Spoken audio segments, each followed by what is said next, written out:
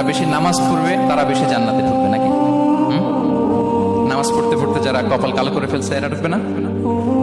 যারা হজ করতে করতে বড় হাজী সাহেব হয়েছে, জিকির করতে করতে হাতে 3-4টা তাসবিহ রেখেছে, তাদের কথা বলা হয়েছে। এগুলো নিঃসন্দেহে অনেক বড় আমল, কিন্তু সবচাইতে বেশি জান্নাতে প্রবেশ করাবে যে আমল, বিষ্ণু বললেন, এক হচ্ছে আল্লাহর ভয়, আরেক হচ্ছে সর্বোত্তম আচরণ।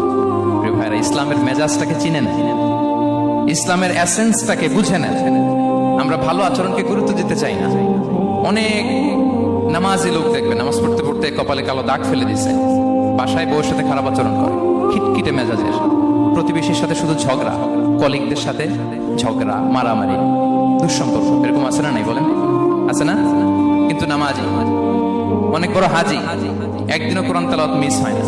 তো এত ইবাদত করেও সে ইসলামের আসল এসেন্সটাকে ধরতে পারে না। বিষ্ণু বললেন, সবচেয়ে বেশি জান্নাতে প্রবেশ করাবে যে দুটি আমল, একটি হচ্ছে তাকওয়াল্লাহ, আল্লাহর ভয়, আরেকটি হচ্ছে উত্তম আচরণ, সর্বোত্তম আচরণ। তো আমরা যেন উত্তম আচরণের অধিকারী হই, আমার স্ত্রীর সাথে যেন ভালো আচরণ করি, প্রতিবেশীর সাথে যেন ভালো আচরণ করি, ছেলে মেয়েদের সাথে যেন আমাদের অ্যাটিটিউডটা ভালো থাকে, আচরণটা ভালো থাকে, কলিগের সাথে যেন ভালো থাকে। বিশ্বনবীর আচরণ যেমন ছিল তেমন আচরণ যেন আমরা গড়ে তুলতে পারি। আওয়াজ করে পড়ুন আমিন।